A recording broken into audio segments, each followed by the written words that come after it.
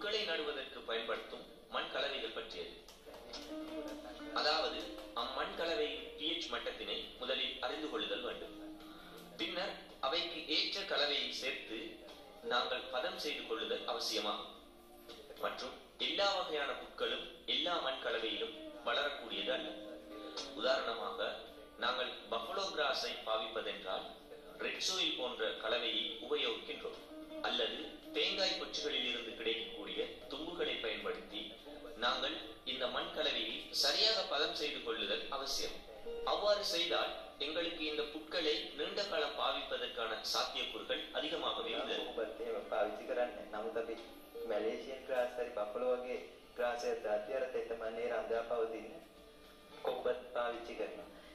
දැන් ඒ බලන්න ඕනේ ඊට පස්සේ ගස් දානකොට කොයි වගේ තැන් වලටද ලොකේට් කරන්නේ. ඒ කියන්නේ දැන් අපි ඒ වත්ත මැද இதில் கவனத்தில் கொள்ள வேண்டிய மற்றொரு விடயம் என்னவென்றால், இவ்வீட்டு தோட்டங்களில் நாங்கள் மரக்கன்றுகளை நடும்போது கூடிய கவனம் செலுத்துதல் அவசியம். அதாவது எங்களுக்கு நிழல் கிடைக்க வேண்டிய பிரதேசம் மற்றும் இலகுவாக துப்புரவு செய்து கொள்ளக்கூடிய பிரதேசம் போன்ற இடங்களில் இவற்றை நடுதல் வேண்டும். கூடுதலாக இவற்றை எமது வீட்டு தோட்டங்களில் ஓரப்பகுதியில் நடுவோமேயானால் எமக்கு இவ்வீட்டு தோட்டத்தின் நடுப்பகுதியில் ஒரு பெரிய பிரதேசத்தை ஒதுக்கிக் கொள்ள முடியும். அவற்றை வீட்டில் நடைபெறும் விசேட நிகழ்ச்சிகளின் போதும் பிள்ளைகள் விளையாடுவதற்கும் பாவித்துக் கொள்ள முடியும். மற்றும் சிலர் தங்களின் செல்ல பிராணிகளின் வளர்ப்பிடங்களையும் இத்தோட்டத்திற்கு அண்மையில் அமைத்திருப்பர். அவ்வாறு அமைக்கும் சந்தர்ப்பங்களில் அவைகளும் இத்தோட்ட தீம் களவிற்கு ஏற்றாற்போல் அமைப்பது சாலச் சிறந்தது. அடுத்ததாக நாங்கள் கவனத்தில் கொள்ள வேண்டியது என்னவென்றால், இந்த கார்டன் பகுதிக்குள் நாங்கள் வாகனம் ஒன்றை உள்ளே கொண்டு வர வேண்டும் என்றால் அப்புட்கள் பாதிப்புக்குள்ளாகும் நிலை ஏற்படும். இவ்வாறான சந்தர்ப்பங்களில் நாங்கள் அவ்விடத்திற்கு இயற்கை கற்கள் அல்லது பேலின் வகைகள் என்று சொல்லப்படும் கற்களை பயன்படுத்திக் கொள்ளலாம். மற்றும் எங்களின் பொருளாதார நிலைக்கு ஏற்ப இக்கற்கள் வகைகளை தெரிவு செய்து கொள்ளலாம். காரணம், நாங்கள் சாதாரணமாக கான்கிரீட் கலவையினால் அமைக்கப்பட்ட கற்களை விட இயற்கை கற்கள் சற்று விலை அதிகமாகவே காணப்படுகின்றது.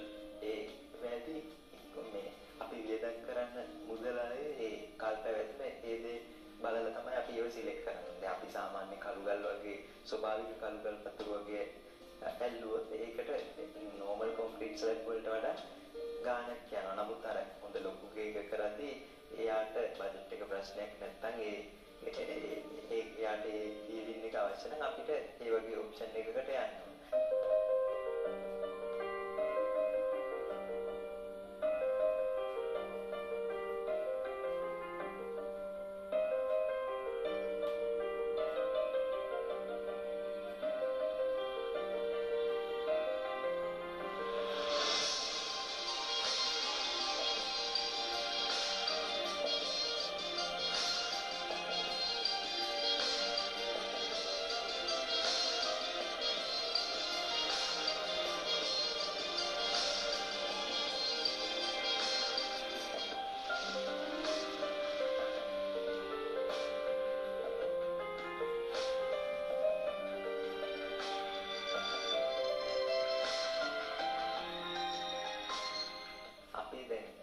බලන්න ඕනේ ඒ ගාඩන් එකේ අපි මේන්ටේන් කරන්නේ කොහොමද කියලා.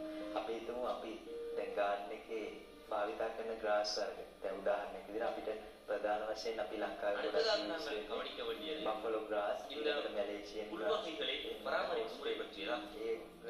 எமது இலங்கை நாட்டை பொறுத்த வகையில் எங்களுடைய வீட்டு தோட்டங்களில் பயன்படுத்தும் புல்வகைகளாவன பஃபலோ கிராஸ், மலேசியன் கிராஸ் மற்றும் ஆஸ்திரேலியன் கிராஸ் வகைகளாகும்.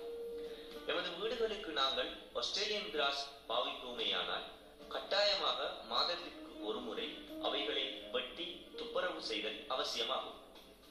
அவ்வாறு வெட்டி துப்புரவு செய்யாவிடத்து அவை ஒன்றாக சேர்ந்து ஒவ்வொரு இடங்களிலும் வளர்ந்துவிடும்.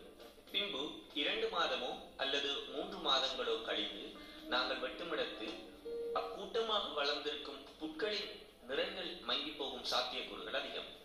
ஆகவே மாதம் ஒரு முறை இந்த புட்களை சரியாக வெட்டி துப்புரவு செய்தல் அவசியம். மற்றும் நாங்கள் பஃபலோ கிராஸ் பாவிக்கும் இடத்து அவைகள் கூடுதலாக மழை காலங்களில் 2 வாரங்களுக்கு ஒரு முறையிலும் கட்டாயமாக வெட்டி துப்புரவு செய்தல் அவசியம். மலேசியன் கிராஸ் அல்லது பேர்ல் கிராஸ் பாவிப்போமேயானால் 3 மாதங்களுக்கு ஒரு முறை வெட்டி விடுதல் போதுமானது. அவை போன்றே அவைக்கு பயன்படுத்தும் பசலை வகைகளும் வேறுபடுகின்றன. அப்படி இல்லையெனில் நைட்ரஜன் கூடுதலாக காணப்படும் பசலையை பயன்படுத்துவோமேயானால் சாலச் சிறந்தது. இவ்வாறு பயன்படுத்துவோமேயானால் நாங்கள் சிறந்த தோட்ட அமைப்பொன்றை பெற்றுக்கொள்ள முடியும். மற்றும் 2 அல்லது 3 வருடங்களின் பின் சில வேளைகளில் இப்புட்கள் சற்று இறுக்கமான தோற்றத்தினை வெளிப்படுத்தும். அவ்வாறான சந்தர்ப்பங்களில் நாங்கள் அப்புட்களை சற்று கிளறிவிட்டு